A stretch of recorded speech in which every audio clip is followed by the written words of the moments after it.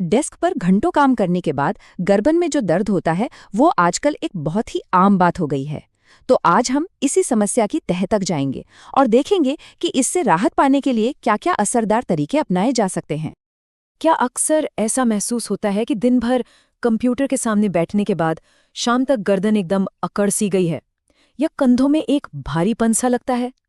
अगर ऐसा है तो यकीन मानिए ये सिर्फ आपके साथ नहीं हो रहा।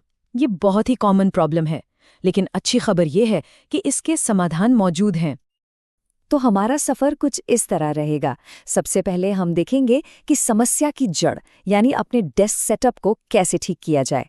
फिर हम कुछ ऐसे आसान स्ट्रेच सीखेंगे जिनसे फौरन राहत मिले।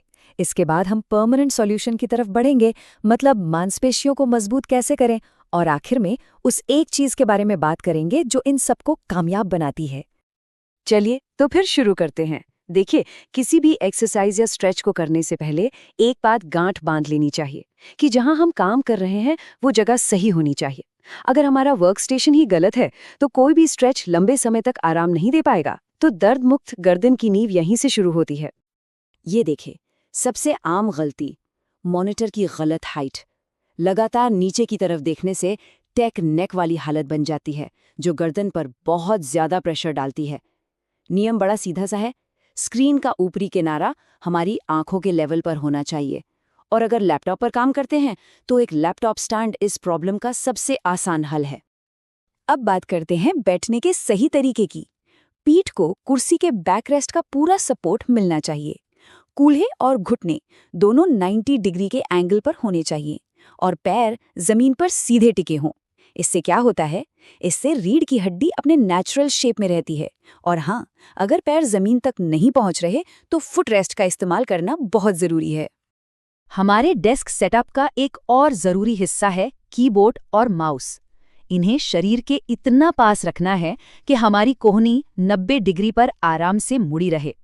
ऐसा करने से हमें आगे झुकना नहीं पड़ता और कंधों पर जो एक्स्ट्रा स्ट्रेन आता है वो भी कम हो जाता है। ये कहावत यहाँ बिल्कुल फिट बैठती है। मोशन इज लोशन, मतलब गति ही दवा है।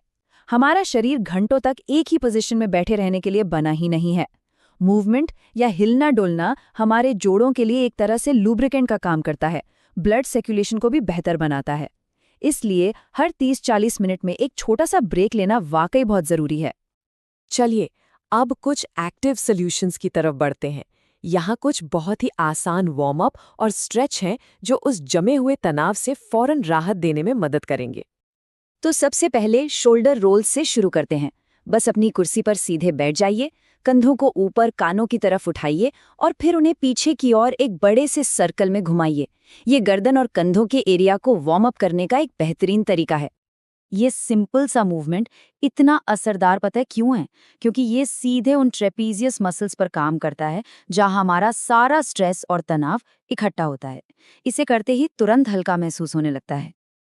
अब आते हैं सबसे जरूरी एक्सरसाइज पर, चिन टक्स।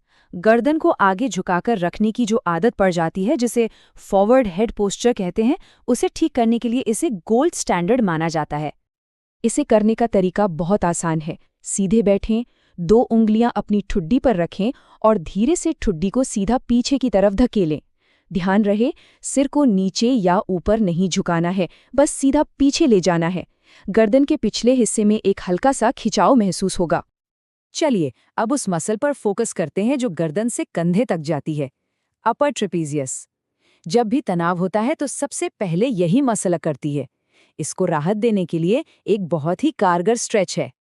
इस स्ट्रेच के लिए सीधे बैठकर एक हाथ को अपनी पीठ के पीछे रख लें।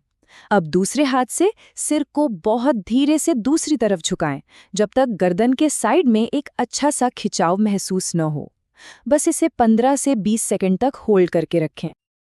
अच्छा, अब उस मसल की बारी है जो गर्दन को हमारे शोल्डर ब्लेड से जोड़ती है। गर्दन और कंधे के बीच में जो एक खास पॉइंट पर गांठ जैसा दर्द महसूस होता है ना, वो अक्सर इसी मसल की वजह से होता है। इसे करने के लिए अपने सिर को एक तरफ घुमाकर नीचे की ओर देखना है, जैसे कोई अपनी आर्मपिट की तरफ देख रहा हो। फिर उसी तरफ के हाथ से सिर को बहुत धीरे से नीचे की ओर दबाना है। ये उस गहरी गांठ वाले दर्द को दूर करने में काफी मदद करता है। तो यहाँ एक ज़रूरी बात समझने वाली है। स्ट्रेचिंग से हमें टेम्परेरी राहत तो मिलती है, लेकिन अगर परमानेंट सोल्यूशन चाहिए तो हमें पीठ और गर्दन की मसल्स को इतना मजबूत बनाना होगा कि वो सिल का वजन सही तरीके से संभाल सके। स्कैपुला स्क्वीज इसके लिए एक जबरदस्त एक्सरसाइज है। बस अपनी कोहनियों को 90 डिग्री पर मोड़ें और दोनों शोल्डर ब्लेड्स को एक दूसरे की तरफ ऐसे खींचें जैसे उनके बीच कोई पेन पकड़ने की कोशिश कर रहे हों। ये एक्सरसाइज पीठ की उन कमजोर मसल्स को एक्टिवेट करती है जो अक्सर झुककर बैठने से ढीली पड़ जाती हैं। ये एक्सरसाइज एक साथ कई काम करती है। ये न सिर्फ पीठ की मसल्स को मजबूत करती है, बल्कि हमारी छाती को भी खोलती है और जो कंधे आगे की तरफ झुके रहते हैं उस पोस्चर को भी ठीक करती है। इससे गर्दन को अपने आप ही बेहतर सपोर्ट मिलने लगता है। वॉल एंजल्स एक और बहुत ही पावरफुल एक्सरसाइज है। दीवार के सहारे खड़े हो जाइए और अपनी बाजुओं को W से Y शेप में ऊपर नीचे स्लाइड कीजिए। बस ये ध्यान रखना है कि पीठ और बाजू दीवार से चिपके रहें। ये एक्सरसाइज न सिर्फ हमारी पीठ के बीच के हिस्से यानी थोरैसिक स्पाइन की मोबिलिटी को बेहतर बनाती है, बल्कि एक कंधों की जकड़न को चेक करने का एक अच्छा टेस्ट भी है। अगर इसे करने में मुश्किल हो रही है तो इसका मतलब है कि इस एरिया पर काम करने की ज़रूरत है। और अब हम आते हैं सबसे ज़रूरी बात पर। देखिए, गर्दन का दर्द असल में एक वार्निंग साइन है। ये हमारा शरीर हमें बता रहा है कि हमारे काम करने का तरीका उसके लिए ठीक नहीं है। इसलिए अगर लंबे समय तक टिकने वाले नतीजे चाहिए तो इन आदतों को रोज अपनाना ही एकमात्र तरीका है। तो सार ये है, अपना डेस्क सेटअप ठीक कीजिए। हर आधे घंटे में छोटे छोटे ब्रेक लीजिए, रोजाना स्ट्रेच कीजिए और हफ्ते में कुछ दिन मसल्स को मजबूत बनाने वाली एक्सरसाइज कीजिए। और याद रखिए, इन सब में सबसे जरूरी है कंसिस्टेंसी। ये बदलाव भले ही छोटे लगें, लेकिन इनका असर बहुत बड़ा होता है। इन्हें अपनी दिनचर्या में शामिल करने से गर्दन को वो आराम मिल सकता है जिसकी उसे सच में जरूरत है।